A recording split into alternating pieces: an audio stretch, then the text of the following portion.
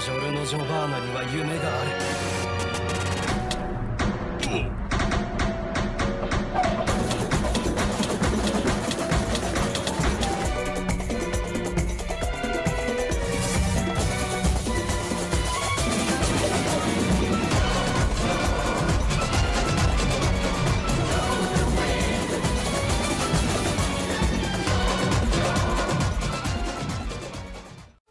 Bien le bonsoir à tous, j'espère que vous allez bien. Aujourd'hui, avant de commencer du coup le pourquoi vous avez cliqué sur la vidéo, des petites choses à dire comme d'habitude. Déjà, un grand merci pour l'accueil que vous avez fait à la vidéo sur I Am a Hero. J'avoue que c'était un manga qui me tenait particulièrement à cœur et voilà, comme dirait une certaine chanteuse, c'est peut-être un détail pour vous, mais pour moi ça veut dire beaucoup. Et le fait qu'en 2 jours elle ait eu 18 vues, c'est rien à l'échelle de YouTube, mais moi ça m'a fait vraiment très plaisir. Voilà, de voir aussi que je commence à avoir certaines personnes qui reviennent commenter les vidéos. Ça m'a fait extrêmement chaud au cœur, ça m'a fait très plaisir. Donc je vous remercie. Et je remercie aussi ceux qui ont tenté leur chance pour regarder mes vidéos. C'est vraiment très cool, ça me fait vraiment très plaisir.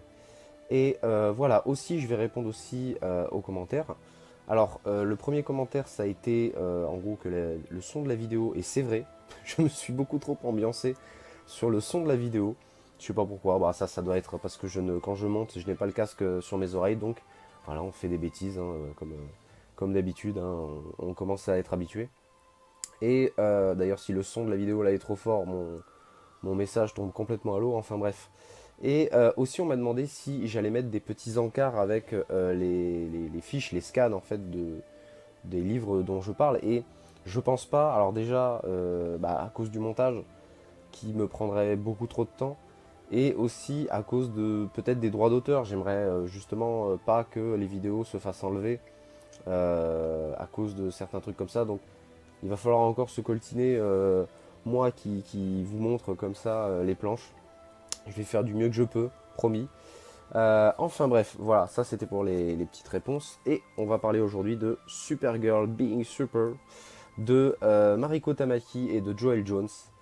Et avant tout, on va déjà parler de cette collection qui s'appelle Urban Link, donc qui est une collection à 14,50 €, un format de poche. D'ailleurs, je vais vous montrer un petit manga, voilà, pour vous montrer, c'est pas loin vraiment d'un manga de poche, c'est un petit comics. Bon, dommage pour moi qui aime vraiment les deluxe, les grandes planches et tout, enfin bref. Mais voilà, pour 14,50 €, je me suis dit pourquoi pas tenter. Après, ce que je ne savais pas, c'est que cette collection est un peu, comment dire, elle est un peu dans l'air du temps, c'est-à-dire que on va parler de pas mal de sujets qui se veut peut-être un peu polémique, peut-être voilà. Donc vu que je vais aussi en parler dans cette vidéo, si jamais des personnes se sentent blessées ou quoi, ce n'est pas du tout mon intention, hein, loin de là.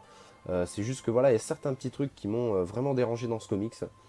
Et d'habitude, je ne pense pas parler plus que ça de ce que j'aime pas, de ce que j'ai pas aimé. Mais là, en l'occurrence, je vais en parler parce que ça me semble intéressant, il y a certains sujets qui me semblent intéressants. Alors déjà, le premier, avant de commencer ça, je vais déjà vous dire de quoi ça parle. Alors, c'est l'histoire de Kara Zor-El, Zor-El en kryptonien, ou Kara Denver, ou Supergirl, hein, voilà, vous la connaissez peut-être, qui est dans sa petite ville tranquillou, et il va y avoir des événements, voilà, de la vie de tous les jours, mais un beau jour, boum, un tremblement de terre, et ça va, voilà, on va voir certains trucs. Elle manie pas bien ses pouvoirs, elle brille d'une certaine manière, on ne sait pas ce que c'est, donc voilà, et s'en suivra certaines péripéties. Alors bon, vous voyez, le postulat de départ est pas foufou, mais je me suis laissé tenter parce que moi je suis un grand fan de Supergirl. J'avais adoré l'histoire qui était sortie lors du New 52, c'était vraiment une très bonne histoire. Ça avait continué, et voilà, pour vous dire un petit peu, pour ceux qui connaissent pas, on avait vraiment une très bonne histoire avec voilà, ce côté kryptonien à mettre en parallèle avec son cousin Superman, qui est, même s'il est plus vieux, lui est parti en étant bébé, mais elle est partie en étant adolescente de Krypton. Donc voilà, il y a un parallèle comme ça. On apprend qu'il y a un accent kryptonien, enfin c'est super cool. Et de fil en aiguille, à un moment, Supergirl, avec plusieurs péripéties qui lui sont arrivées, devient une Red Lantern. Et il y avait un développement de personnage excellent. Et j'adore vraiment cette histoire. Et j'ai voulu tenter ma chance sur ce bouquin, voir si un peu je retrouvais cette vibe de Supergirl. Alors déjà, je pense, et j'en suis même sûr, ça n'est pas du tout des origin story, ou ça n'est pas du tout dans la continuité, parce que justement, bah, Superman, on en entend parler vraiment pas du tout. Voilà, un petit peu, mais pas du tout. Donc je vais pas en dire plus pour pas spoiler, mais vraiment, vous attendez pas à voir Superman là-dedans. Mais le fait est que voilà, certains qui n'aiment pas le côté trop boy scout de Superman peuvent se rabattre sur Supergirl, qui est ironiquement beaucoup plus humaine, même si elle a vécu moins de temps qu'Kal-El sur Krypton.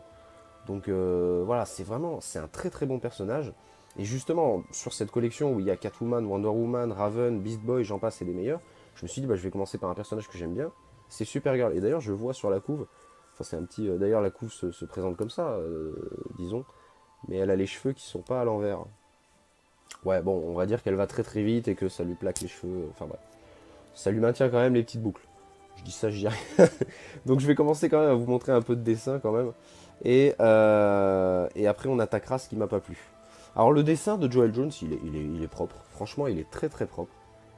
J'ai rien à dire dessus. Il est vraiment clean. Les décors sont très très beaux. Il y a un vrai soin apporté au décor. Regardez, c'est vraiment... c'est assez détaillé. Donc moi j'aime beaucoup. J'ai peut-être un petit souci avec certains personnages, mais ça, bah, on va en parler un peu plus tard, hein, voilà. Donc vraiment, c'est vraiment très très beau. Surtout cette planche, elle est vraiment, je la trouve vraiment très belle. Il y a un effet de profondeur qui est vraiment très très beau. Donc non, non, c'est au niveau du dessin, Joel Jones, je crois pas l'avoir déjà vu ailleurs, mais franchement, le dessin est très bon. Et c'est ce qui m'a fait terminer le comics, hein, parce que sans ça, j'avoue, j'aurais peut-être pas terminé, hein. Donc déjà, première chose qui m'a fait tilter, qui m'a fait tiquer, je veux dire, c'est voilà, c'est ce petit encart qui est très bien, hein, il faut un encart comme ça. Donc on apprend que l'autrice et la dessinatrice, donc voilà, elles ont plus ou moins bossé ci là, et on apprend à la fin, donc il y a une fin de phrase et une dernière petite phrase comme ça. La défense des droits LGBTQI+, compte parmi ceux qui lui tiennent le plus à cœur. Bah écoute, je suis ravi pour cette demoiselle ou cette dame, mais dans l'idée, je m'en fous.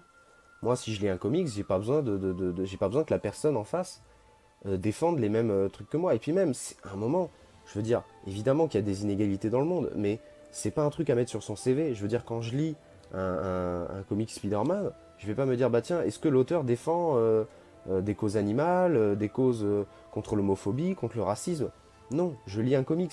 Et justement, le comics peut aider à montrer ce message. Il peut prendre la défense. Au lieu de marquer en toutes lettres, elle défend ses droits. Laissez-nous le comprendre dans le comics. Je veux dire, si quelqu'un veut nous montrer, veut nous faire une histoire, voilà, sur la défense des animaux. Il y a un comics comme ça, je sais plus le nom, où on a un espèce de Punisher qui va vraiment être, voilà, on n'a pas besoin de savoir que l'auteur, il défend la cause animale. On a compris que le mec était énervé. Eh ben, je pense que ça aurait dû être pareil dans un comics comme ça. Et pour le coup, avec Supergirl, ça passe pas du tout. Ça passe pas du tout. Je vais m'expliquer pourquoi, mais bon, pour continuer là-dessus, voilà, je trouve que cette phrase n'a rien à faire là. Sincèrement, elle n'a rien à faire là. Voilà. D'ailleurs, tout de suite après, on a un entretien avec l'autrice et la dessinatrice qui est pour le coup un peu plus intéressant que ce qu'on peut voir dans les petits encarts. Donc voilà. Mais sinon, sans ça, il y a des personnages qui m'ont dérangé. Outre Supergirl, qui est, je trouve, pas bien utilisé, il y a des personnages inédits qui sont vraiment très lourds. À commencer par, alors attendez que je le trouve, voilà. Voilà, cette fille avec le haut violet là qu'on voit là, je l'ai trouvée insupportable. Et entre guillemets, elle est censée représenter un petit peu la communauté. Voilà, c'est une lesbienne, elle est un peu rebelle, elle s'appelle Dolly, je crois. Voilà, elle porte des t-shirts, oui, ma mère est relou, tout ça. Enfin, vraiment, c'est un personnage. Et je ne suis pas moi-même une lesbienne rebelle. Vous avez peut-être remarqué ça en voyant ma gueule. Mais je me dis qu'à la place d'une fille, je serais dégoûté de voir un cliché ambulant comme ça. Je suis désolé, mais ce n'est qu'un cliché. Cette fille n'est qu'un cliché. Et à chaque fois qu'elle parle, on sent qu'elle est là pour remplir un quota, justement pour cette collection. Ça n'a rien à faire là. Ça casse le récit. Elle est la meilleure amie de Supergirl et on sait pas vraiment pourquoi. Parce que bon, elles se parlent pas vraiment, voilà, mais disons qu'on voit que c'est des meilleurs amis, mais on comprend pas le pourquoi du comment. Ça aurait été bien à exploiter ça. Donc voilà, je vous montre un petit peu. Et c'est dommage parce que les personnages comme ça, un peu haut en couleur, c'est bien, mais quand c'est mis trop en contraste avec toute la ville, je veux dire, dans tous les dessins, il n'y a que cette fille qui a des t-shirts fantasy. Je veux dire, Supergirl et les autres filles ont des t-shirts unis. Alors pourquoi, genre, c'est vraiment, on a l'impression de voir un quota, de voir une personne qui s'est dit, bah tiens, voilà, il faut représenter telle communauté, on va tout mettre dans un personnage. Et je trouve ça, mais franchement débile. Franchement, c'est nul. Alors après, je conçois, il y a peut-être des personnes qui ont aimé ce personnage, qui se sont reconnues dans ce personnage. Mais vraiment, je doute que ces personnes-là en aient pris un bon... enfin, que ça a été flatteur, je veux dire, c'est vraiment un cliché. Et c'est vraiment très très dommage. Et donc là, je vous montre un petit peu. Ensuite, il y a un autre personnage qui est pas dingue, c'est le papounet là qu'on voit là. Le papounet, il est un peu monolithique et c'est franchement dommage. Parce que là où on aurait pu attendre à ce que justement il soit monolithique, mais que vers la fin de l'histoire on le voit un peu plus tendre avec sa fille ou avec sa femme, enfin, on le voit à un moment pendant un flashback comme quoi il était vraiment attaché à cette fille qui finalement l'a trouvé dans un silo, dans un vaisseau spatial. Je veux dire, c'est pas commun de se dire tiens, je vais élever cette fille. Mais par rapport à ses pouvoirs et tout, le daron n'en a rien à péter. C'est-à-dire qu'il y a des scènes où qui sortent de nulle part, où il lui dit bon, mollo, essaye de pas courir vite, essaye de pas t'envoler devant les gens, essaye de pas faire ci, essaye de pas faire ça. Je veux bien, mais à un moment, quand tu apprends qu'il y a eu un tremblement de terre, il ne bouge pas, il ne va pas vers sa fille lui demander si elle va bien. Je veux bien, elle a des pouvoirs et tout, mais justement, elle a des pouvoirs. C'est pas n'importe quelle fille, elle a des pouvoirs, il faut s'en occuper. À un moment, quelqu'un qui peut te soulever un tracteur d'une seule main, qui peut s'envoler, aller à la vitesse du son, tu t'en occupes bien. C'est une fille qui peut avoir des problèmes. Je veux dire, c'est la moindre des choses. Et le daron, il est toujours poker face, on ne le voit pas bouger, et il y a des scènes qui sortent de nulle part, où Kara prend 4 bols de céréales, lui dit c'est pas bien, faut pas faire ça, elle lui dit bah tu manges bien de la glace au dîner toi de temps en temps, et là il lui dit oui mais je suis un adulte. Ça sort de nulle part. C'est des dialogues qui sont comme ça aléatoirement posés, et justement ce qui est dommage c'est que c'est un récit complet, et le récit met beaucoup trop de temps à démarrer. Moi j'ai trouvé que le récit démarrait vers la moitié du 3e chapitre, il y en a 4. C'est-à-dire que toute la première moitié, c'était long, c'était pénible. Et oui, c'est bien beau d'avoir des scènes de tous les jours dans nos héros préférés, dans les comics avec nos héros préférés. Mais quand il y en a trop, c'est juste, bon, bah voilà, c'est la vie de tous les jours. Et on voit pas ce que vient faire Supergirl là-dedans. C'est vraiment très dommage. Il y a la scène du tremblement de terre, comme je vous l'ai dit, qui arrive très tôt, mais après ça, très vite, bah voilà, on sent que l'autrice et la dessinatrice ne savaient pas vraiment quoi faire de ce personnage, et qu'elle a été là dans cette collection et qu'il a fallu respecter un quota, et je trouve ça très dommage. Parce que voilà, il y a des personnages qui sont franchement loupés. Comme je vous dis, la fille qui est Dolly, il y a une scène. Alors déjà, bon, il n'y a pas, vous vous en doutez, il n'y a pas vraiment beaucoup de mecs, à part, comme je vous ai dit, le papounet, un autre et 2 autres personnages. C'est les 2 personnages vraiment masculins qui vont discuter. Enfin, pas ensemble, mais il y en a un qui m'a pas plu du tout. C'est-à-dire qu'à un moment, la fameuse Dolly va parler à un mec de son lycée, et le mec de son lycée lui dit, comme ça, mais sans vis-à-vis, attendez, je vous montre déjà des planches, voilà, parce qu'il y en a qui sont vraiment très belles, et ce jeune va, comme ça, dans son lycée, lâcher au calme, oui, s'il y a eu un séisme, c'est à cause des migrants. Alors voilà, je vous montre aussi cette planche, qui je trouve magnifique. Il dit, s'il y a eu un séisme, c'est à cause des migrants, et ça sort de nulle part, voilà, c'est là. Ça sort de nulle part. Il le dit, là, le type en blanc, là. Il le dit comme ça, et le mec, il n'y a même pas d'argumentation alambiquée ou je sais pas quoi, c'est séisme égale migrant. Voilà, et migrant égale séisme. Oui, alors, moi je vois quelqu'un comme ça dans la rue, je dis il est fou, je n'ai pas besoin de parler avec cette personne. Ça ne sert à rien. Eh ben, elle va quand même lui parler, elle va quand même lui dire oui, mais non, tu dis de la merde, patati patata. Qu'est-ce qu'on a besoin de ce genre de scène?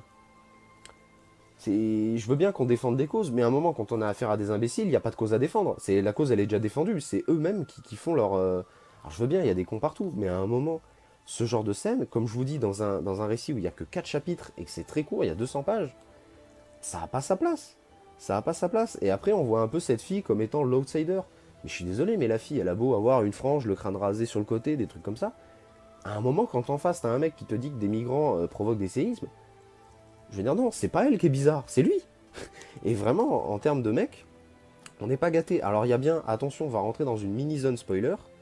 À un moment, Kara va découvrir un Kryptonien qui est retenu en otage sur Terre, voilà, qui s'appelle Tanon, si je dis pas de bêtises. Et voilà, bon, c'est un peu le beau gosse kryptonien. On apprend que c'est un scientifique qui est venu sur Terre et qui a été séquestré. Sauf que le mec, clairement, il a les boules. Il veut clairement cramer la Terre. Et voilà, je vous dis, le personnage, on voit pas ce qu'il fait là. Il n'y a pas vraiment de fin. C'est ça qui est triste en plus, c'est qu'il n'y a pas vraiment de fin avec ce personnage. Il vient pour clairement dire, bah voilà, il y a un méchant dans l'histoire. Et c'est tout. Et vraiment, tous les personnages, j'ai trouvé, ont sonné faux, on les trouve pas humains. Et justement, dans ce genre de collection, qui se veut dans l'air du temps, qui se veut un petit peu, bah voilà, mettre à l'échelle humaine des super-héros, ça marche pas du tout. Ça marche pas du tout. On a l'impression que c'est faux, que les personnages ont des péripéties qui sont plates au possible, voilà, pour prendre un petit peu ceux qui ont peut-être vu la série télé Supergirl de CW, elle est bien mieux. Et pourtant, on partait pas gagnant avec cette série. Ce comics, bah, il est pas ouf du tout. Et je pense que c'est le dernier de cette collection Urban Link que je vais prendre. Parce que voilà, les messages qu'il voulait véhiculer, je trouve qu'il l'a très mal fait. Alors peut-être que quelqu'un a adoré ce comics. Et j'aimerais vraiment avoir son avis. Et encore une fois, je ne critique pas la communauté LGBTQ+, ou je ne sais quoi. Ces gens ont le droit de faire ce qu'ils veulent avec leur corps, tant que ça respecte les autres personnes. Je veux dire, j'ai jamais eu de problème, mais de mettre ça avec un comic Supergirl, j'ai trouvé que ça sonnait faux. Et que c'était plus des clichés ambulants. Voilà, si ce comics doit desservir une cause, c'est vraiment ne faites pas ça. Si vous faites des personnages, ne les faites pas comme ça. Vous ne défendez rien. Pire, vous aggravez les choses. Parce que là, on a des exemples de mecs qui sont monolithiques, qui n'ont pas d'expression. Donc voilà, moi je m'attendais à une scène avec le papounet qui pleure, qui dit bah voilà, enfin pas forcément qui pleure, mais qui tient à sa fille, qui vient, qui est paniqué, qui dit attends, ça va ma fille, qu'est-ce qui s'est passé, je sais pas quoi. On a un mec qui est pas tolérant, on a un mec complètement fou qui nous dit que les migrants provoquent des séismes.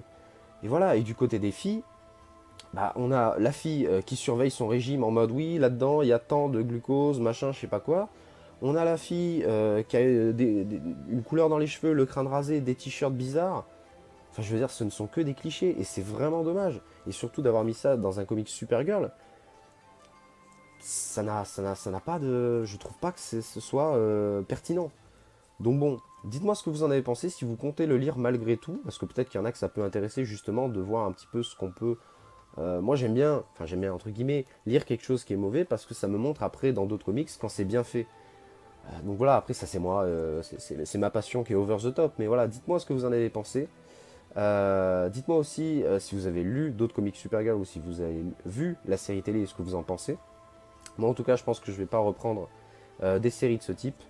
Enfin bref voilà, si j'ai à vous conseiller par exemple une confrontation entre la vie réelle et le monde de super-héros entre guillemets, lisez Dreamland. C'est un manga mais lisez Dreamland. Là on voit vraiment le monde réel et un monde avec des pouvoirs qui s'affrontent. C'est littéralement le sujet du manga. Lisez Dreamland. Je veux dire, voilà, j'en viens. Le comics est tellement mauvais que j'en viens à vous conseiller Dreamland, alors que je devrais vous conseiller un comics. D'ailleurs, en parlant de comics, bah, lisez la série du New 52. Là, j'ai pas d'exemple, ils sont rangés je ne sais où, mais lisez la série du New 52 sur Supergirl. Elle est vraiment excellente. Vraiment, elle est très très bonne et n'hésitez pas à vous jeter dessus, elle est excellente. Au niveau du dessin, c'est excellent. Je crois que c'est Mahmoud Asrar, si je dis pas de bêtises, et c'est très très beau. Enfin bref. Sur ce, bah, j'espère que la vidéo vous aura plu. Je sais que les vidéos comics font un peu moins de vues que les vidéos manga, mais si un jour je peux avoir quelqu'un qui me dit bah voilà, moi à la base je ne lis que des mangas, mais tu m'as donné envie de lire certains comics, j'aurais tout gagné, ça m'aurait fait très très plaisir. En tout cas, je vous souhaite à toutes et à tous une bonne soirée, une bonne journée, et je vous fais des bisous. Salut!